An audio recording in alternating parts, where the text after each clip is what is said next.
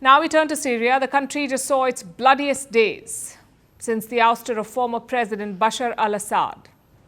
Clashes erupted between Syria's new rebel rulers and members of the Alawite minority group. More than 1,300 people have been killed, 1,300 people, about 1,000 were civilians.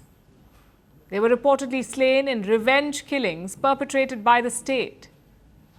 Syria's new president, the former rebel leader Ahmed al-Sharaa, has called for peace and calm. He has promised to punish the people who kill civilians. But can he bring his own forces to heel? Here's our report.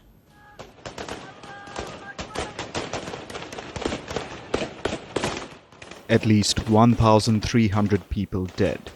About 973 of them civilians. Horrifying tales of summary executions. And bodies left to rot in the streets. This is what has been taking place in Syria since last Thursday. Tensions came to a boil and erupted in mass violence.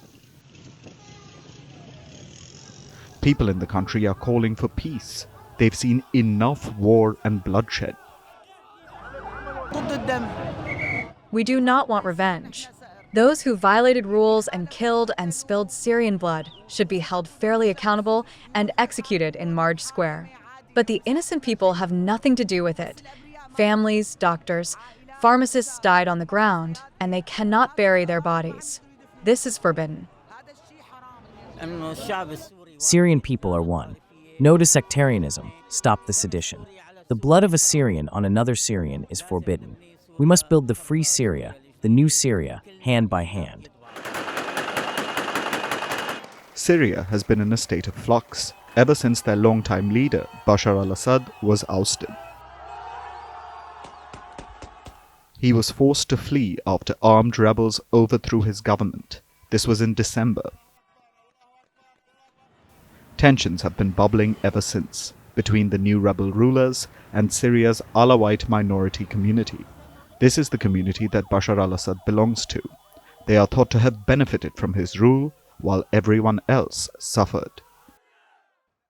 Syria is a diverse country, made up of different religious and ethnic groups. The rebels who overthrew Bashar al-Assad are mostly from the majority Sunni Arab community.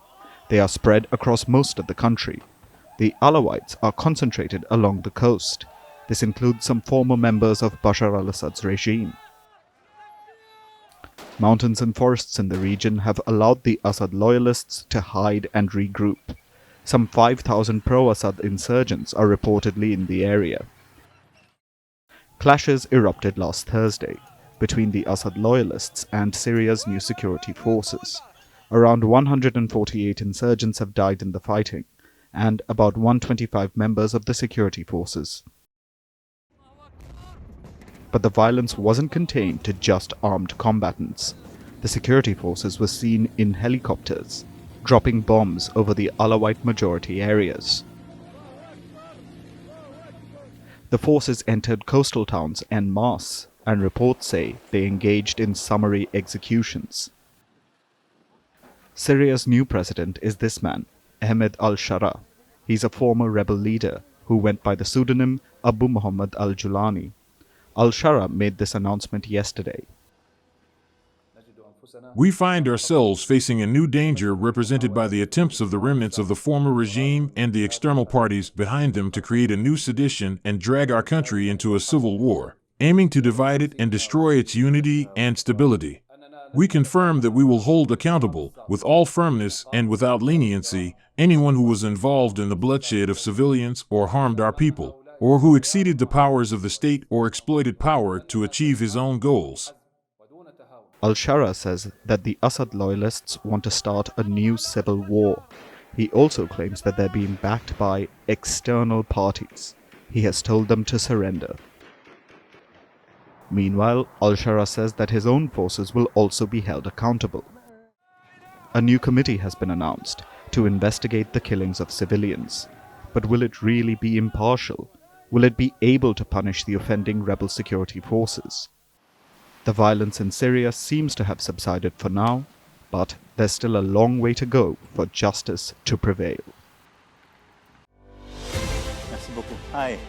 How are you? Very well, thank you. Thank you for being here. Namaste, Mr. President. Bharat Kelogon, Kumeri Namaste. How many people generally follow you in interviews? Typically, in a month, we have viewers up to 150 million. That's more than twice the population of France. And in the last 2 years, we had 3 billion viewers. So I say, Laurent, this is your chance to be famous. You're on Firstpost. One word to describe your equation with Prime Minister Modi. Amitié. As India and France work together, are you creating a new era of non-alignment in the technology space? India is a training superpower. 1 million engineers a year, more than all of Europe and the US combined. So we have that partnership. We have a partnership on the environment and the economy. We also have civilian nuclear programs, and that is something we've developed far beyond the France-India relationship. So we want to work together on AI. And then comes China with its DeepSeek, creating models at a fraction of the cost. Did that innovation take you by surprise? Did that breakthrough make you sit up and think, what did the Chinese do and how? But what did DeepSeek do? They took everything that was already available from the last AI model, and then they recalibrated it. So are you going to ban Chinese AI in France? So we don't have this American approach of banning tech because of where it comes from.